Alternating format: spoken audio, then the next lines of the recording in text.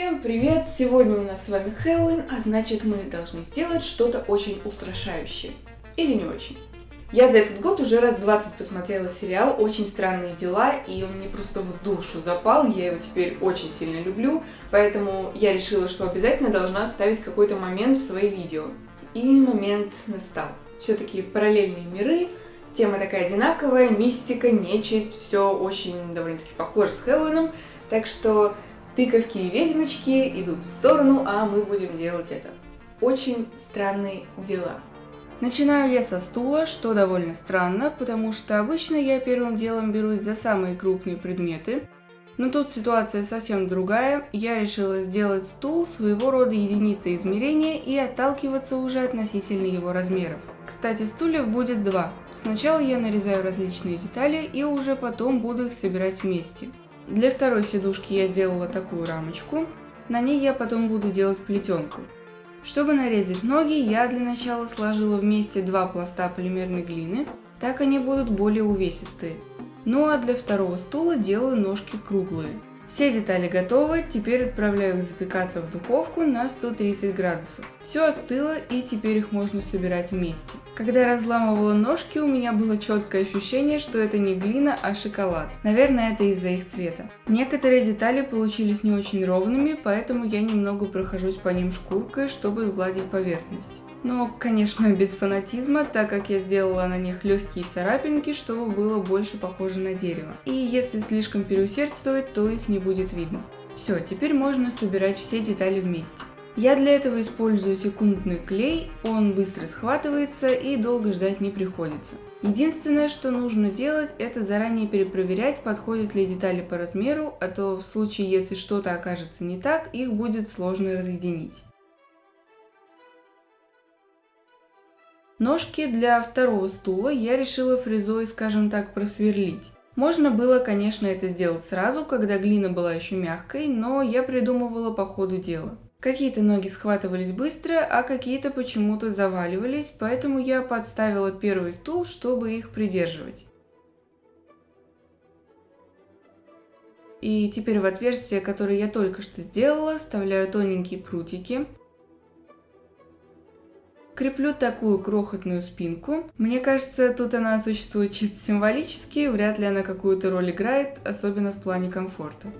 Ну и теперь самое интересное, делаем плетенку. Из проволоки я сделала такую импровизированную иглу и к ней креплю плотную хлопковую нить. Перед этим я пыталась обойтись без нее, но это было крайне неудобно, так что я решила себе немного помочь. Перед началом работы я закрепляю один конец нити, чтобы он никуда не уполз. Думаю, вы уже заметили, что плету я не на целом стуле. Я с его сборкой слегка поторопилась, так что сняла все то, что получилось. А то из-за таких небольших размеров было тяжеловато продевать нить, да еще и так, чтобы все было ровно. Техника очень простая. Я продеваю нить под рамой стула и так иду по кругу, угол за углом. Поначалу было непривычно выкладывать нить, потому что она длинная и постоянно сбивается. Но чем короче она становилась, тем работа шла легче и быстрее. Когда место кончилось, я вывела нить вниз, завязала узелок и приклеила его к плетению. Чтобы его было легче приклеивать, я воспользовалась бамбуковой палочкой. Теперь расправляю все нити и снова собираю все детали вместе. Теперь сидушку надо покрасить в оранжевый. Да так, чтобы не перекрыть текстуру хлопка. Для этого я развела в небольшой емкости акриловую краску нужного цвета и воду. Этим раствором я покрываю плетение и довольно обильно, чтобы все пропиталось.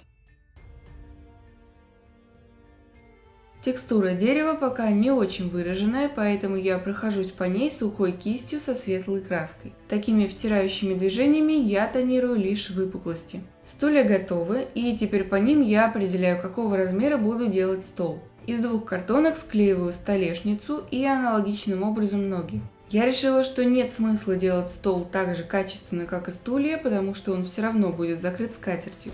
Приклеила ноги на свои места, и теперь надо сделать похожий эффект дерева, что и у стульев. Тут я уже взяла другой оттенок коричневого. На пастомашине я раскатываю пласт полимерной глины минимальной толщины. Вырезаю такие прямоугольники, равные длине ноги стола.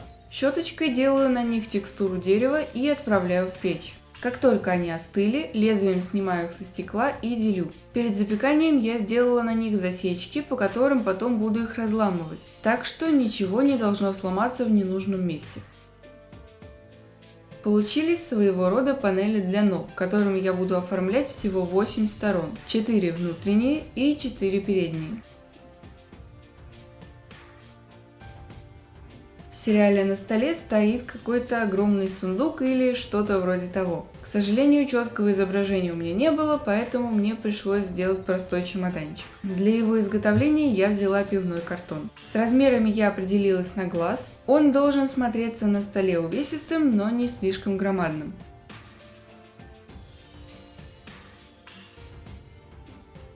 Как только я собрала все детали, края обрабатываю фрезой. Ну и, конечно же, можно использовать шкурку, но это будет немного дольше.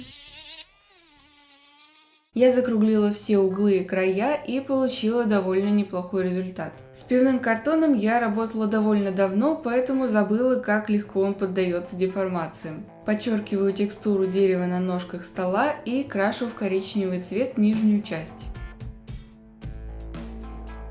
Чемоданчик я делаю темно-коричневым, правда на камере он почему-то выглядит черным. Сухой кистью с красной краской я делаю легкие полоски, чтобы немного разнообразить расцветку.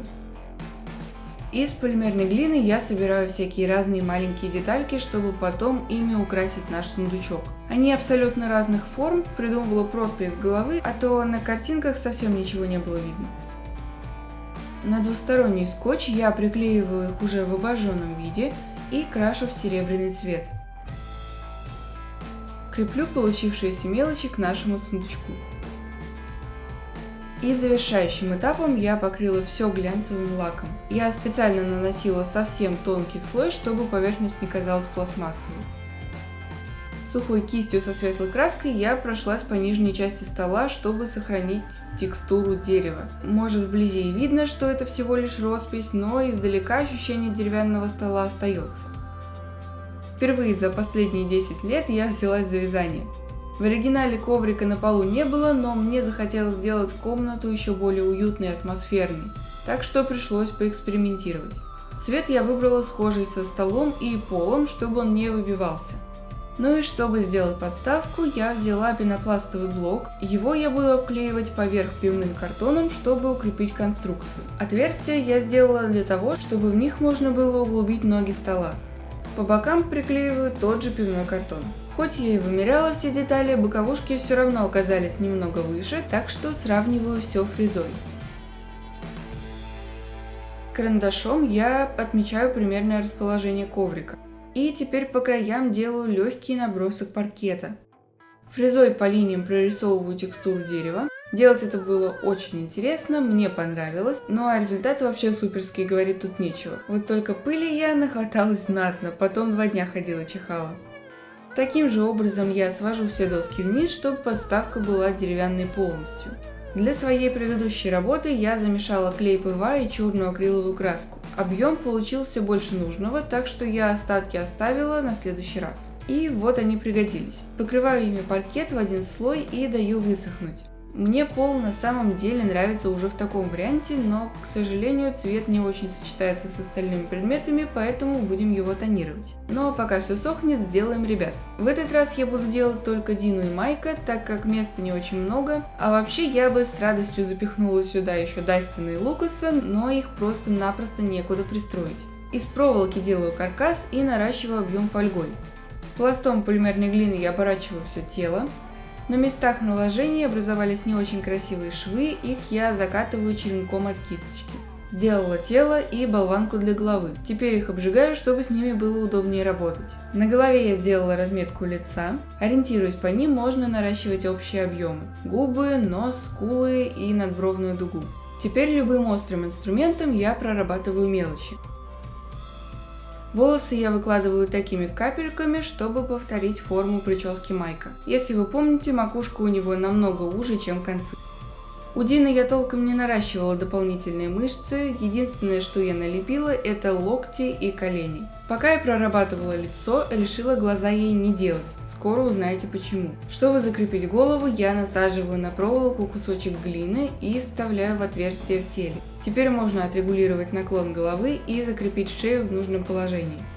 Майку я сделала волосы сразу же, а вот Дине я их выкладывала только после того, как голова закреплена. Концы волос около лица я немного заворачиваю, чтобы сделать имитацию легких волнушек. А вот и причина, по которой я не стала делать глаза. На них будет повязка. И чтобы в итоге не казалось, что она прилеплена сверху, я сделала небольшое углубление вокруг головы. И у Майка, и у Дины я волосы покрыла жидкой полимерной глиной. Подошву кроссовок я сделала пупырчатую, чтобы потом ее было легко тонировать. А вот с обувью Майка я решила поимпровизировать. Уже в обожженном варианте я пропилила фрезой углубление так, чтобы получилась довольно грубая внешняя подошва. Такие вот сапожки получились. Кисти рук я обожгла отдельно и креплю их так же, как и голову. Уже на готовой фигурке Майка выкладываю ему на кроссовках шнурки и бантик. Чтобы они хорошо приклеились, сначала я прохожусь жидкой пластикой по поверхности обуви. Вот такая Дина у меня получилась. Выглядит пока довольно карикатурно. Слишком уж она худая. Но это получилось не случайно. Я специально ей не наращивала массу тела, чтобы потом было удобно выкладывать на ней одежду. Кстати, одежду будем делать из тканевой салфетки и клея. Для начала я делаю отверстие для головы, сразу примеряю и убираю лишнюю длину. Ширина салфетки должна быть такая, чтобы хватило и на саму футболку, и на рукава. Опускаю ее в клей ПВА. Как только салфетка хорошо пропиталась, вытаскиваю, снимаю с нее лишний клей и надеваю на фигурку. У Дины вся одежда довольно пышная, а футболка еще и с напуском. Поэтому я закладываю все складки и закрепляю низ ниткой, чтобы он не съезжал. На жулики, очень тонюсенькие, я решила сначала их обмотать кусочком салфетки и уж потом выкладывать штаны. Опять же, не забываю про складки. Фигурки оставила на 24 часа, чтобы они полностью просохли, и теперь можно расписывать. Первым делом я освежила им цвет кожи, потому что глина оказалась полупрозрачная и выглядит это немного бледно. Но как только кожа у них высохла, приступаю к волосам и одежде.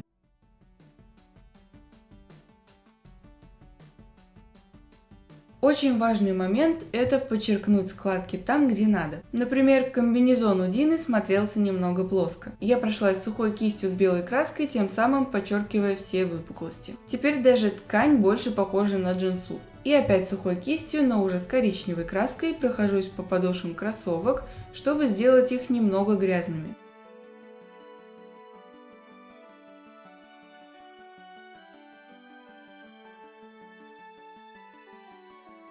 Вы готовы это увидеть? Дина получилось особенно круто, потому что здесь повязка на глазах, и можно было не лепить всякие мелочи, там глазки, веки, все вот это. А глаза – залог похожести, как мне лично кажется. Вот с майками я такую роскошь уже позволить себе не могла, пришлось все вылепливать. И похоже или нет, решать вам. Мне кажется, все довольно-таки неплохо получилось.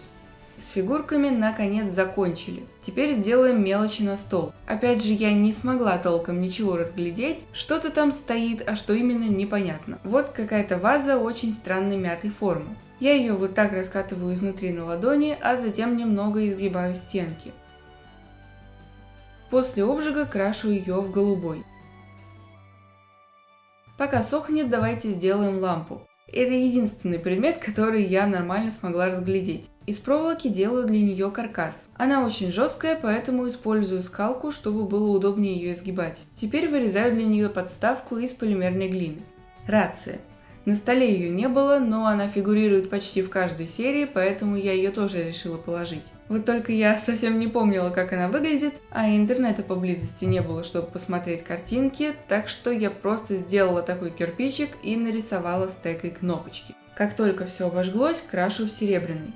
Чтобы сделать плафон для лампы, я взяла такую пластиковую коробочку от кисти, она как раз подошла по диаметру, и отрезаю нужную длину. Концы я буду закрывать термоклеем. Выдавливаю небольшое количество клея на стекло и погружаю в эту лужицу трубочку. Как только клей застыл, снимаю его со стекла, поддевая ножом. У меня было несколько попыток снять клей без лезвия, и во всех случаях он просто полностью вылезал из трубочки, потому что она пластиковая, и сцепления с ней почти нет. Поэтому лучше помочь себе лезвием. Закрепляю проволоку в отверстии плафона и крашу его белой флуоресцентной краской. Так как цвет я решила не проводить, воспользуюсь иллюзией свечения в темноте. Какая-то совсем небольшая баночка. Слепила ее из 2 шариков глины, а сверху сделала небольшое углубление. Та самая ваза, которая мне сначала казалась очень странной и непонятной, вдруг превратилась в мою любимую деталь в этой работе. Я все смотрела на нее и не могла понять, чего же ей не хватает. И тут вдруг в голову мне пришла мысль сделать узор акриловым контуром. Так что теперь ваза выглядит намного интереснее. И наконец пришло время скатерти. Делать будем по тому же принципу, что и одежду для ребят. И чтобы не запачкать подставку, я завернула ее в полиэтилен. Стол я приклеила, чтобы он не скользил. Выставила все детали на свои места. Фигурки я поставила тоже, чтобы потом не получилось так, что свисающая скатерть мешается и не дает нормально их посадить. Опять замачиваю салфетки и выкладываю все складки так, как они лежат в сериале. Это что-то вроде шалаша, поэтому стулья здесь тоже важная часть конструкции. Ну что, я оставила на сутки стол, и все высохло, все каменное. Теперь можно все это расписывать, но сначала надо аккуратненько снять, чтобы ничего не оторвалось. Они, кстати, смотрите, приклеились со стульями, и все супер.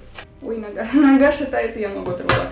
Ладно, я вот тут закалывала 2 булавками, чтобы пока складки сохли, они не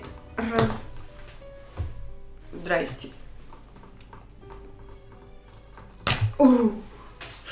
Чуть ноготь не сломала, это было больновато.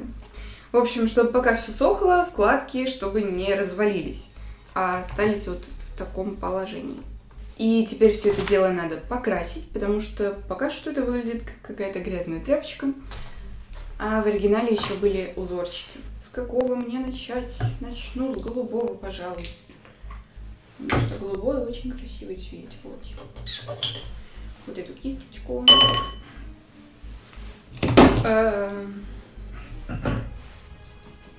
Только под конец мне в голову пришла идея, что можно было сразу смешать краски и клей, чтобы потом не перекрашивать. Мне, конечно, это делать несложно, но те места, где скатерти прикасались к предметам, нужно было красить как можно аккуратнее, чтобы не испачкать все вокруг.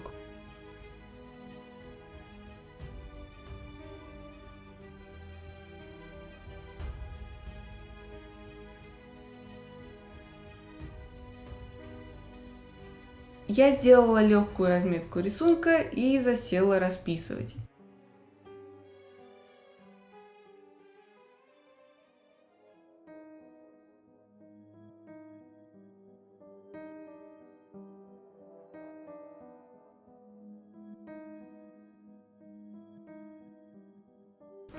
В общем, решила я переключиться на другую операцию с этого, потому что пока я сидела расписывала, у меня тряслись руки, глаза в кучу, и, в общем, я немножко захотела спать после этого, так что хочу немножко просто передохнуть и сделать пока Демогоргона. Или это не Демогоргон, это скорее их главный Демогоргон, я просто не помню, как он называется, но как-то он называется. Делать мы будем его на каркасе из проволоки, потому что он будет такой довольно длинноногий красавец и может еще упасть, ногу себе сломать, еще что-нибудь. Так что нужен какой-то крепеж. Значит, нога будет вот здесь примерно, голова тут, значит примерно вот такой длины, да. И ног у него, наверное, 8, может больше. 1, 2, 3, 4, 5, 6. Я сделаю 6 ног, потому что больше не влезет. Значит, вот 6 ног. Теперь я их соединяю.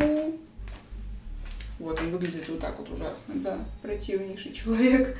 Как только все прутики были готовы, я стала обматывать их фольгой, чтобы сразу нарастить объем и сделать крепкий каркас. И все бы ничего, но он совсем на ногах не держался, поэтому я пошла другим путем. Отсоединила ноги и стала делать их по отдельности. Тонким слоем полимерной глины оборачиваю каждую ногу и запекаю. Получался довольно прикольный рельеф, поэтому я хотела просто соединить ноги и оставить так, как есть. Но, думаю, вы уже понимаете, что все пошло совсем не так, как мне хотелось. Вот я стала собирать все вместе, по ходу дела все стало потихоньку разваливаться. Я пыталась не отчаиваться и спасать положение жидкой пластикой. Собрала всего Демогоргона, поставила в нужном положении в духовку. Только я отхожу и слышу грохот. Я сразу поняла, что все развалилось. Честно говоря, тогда я задумалась, а стоит ли мне его вообще делать, действительно ли он мне нужен. Но потом взяла себя в руки и решила, что сделаю его, чего бы мне это ни стоило. Просто надо изменить тактику. И второй способ такой. Термоклей. Сначала я стала его заливать во все щели и места, где конструкция очень хлипкая. Перчатки я надела, чтобы горячий клей не потек мне на руки, как это случилось за секунду до. Итак, как видите, процесс идет намного лучше. Монстрик уже стоит на ногах и не заваливается. А это значит, что осталось только нарисовать клеем всякие загогулины, чтобы он был такой же бугристый, как и в сериале. Как только все застыло, крашу поверхность взбивающими движениями черным акрилом. Сухой кистью с коричневой краской прохожусь по выпуклостям. У меня осталась еще флуоресцентная краска, и я решила пустить ее в ход. В конце видео вы увидите, как все получилось. Выглядит просто супер. Также сухой кистью наношу красную краску, но не везде, а только на пузико и внутреннюю часть ног. Теперь завершим подставку. Я тонирую ее разными цветами, чтобы дощечки выглядели более интересно и цветасто. Использовала зеленый, розовый, желтый, в общем все, что только попадалось под руку. И, наконец, доделываю росписи скатертей. На самом деле в сериале они не такие цветастые, как получились у меня, но я решила, что даже несмотря на то, что это Хэллоуин, цвета должны быть веселенькие. Тем более работа получается со смыслом противостояния двух миров – добра и зла. А значит, мир людей яркий, а мир Демогоргона темный. Такое вот я сделала умозаключение. Последний штрих со столом. Даже несмотря на то, что все складки объемные, в целом скатерти кажутся все равно плоскими. А может, я просто придираюсь. В любом случае, я решила чуть подчеркнуть складки. Развела черную масляную краску в растворителе и нанесла на те места, где должны падать тени. Получилось чуть реалистичнее. Итак, осталось все собрать. Креплю на клей все мелочи к столу.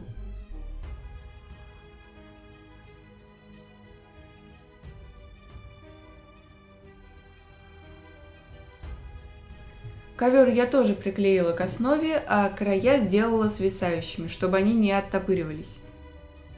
Пальцами я нащупала отверстия в полу, в них вклеиваю стол. В принципе, это все, что я решила крепить на клей. Изначально я хотела все склеить, но в процессе мне очень понравились ребята, то, как они смотрятся отдельно от работы, и я решила сделать их съемными. А также съемным будет Демогоргон на случай, если захочется оставить просто ребят под столом без всяких монстров. И, кстати, сейчас вы увидите не только результат, но и то, как смотрится работа в темноте.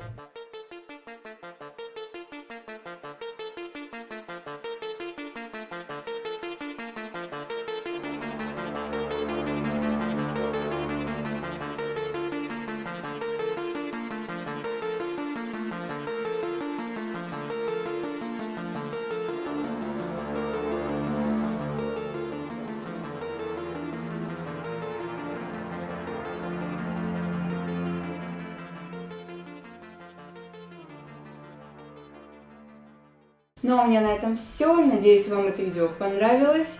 Обязательно поддержи его лайком и пиши комментарий. Да, подписывайся, конечно, на канал, чтобы не пропустить новые видео. И пока!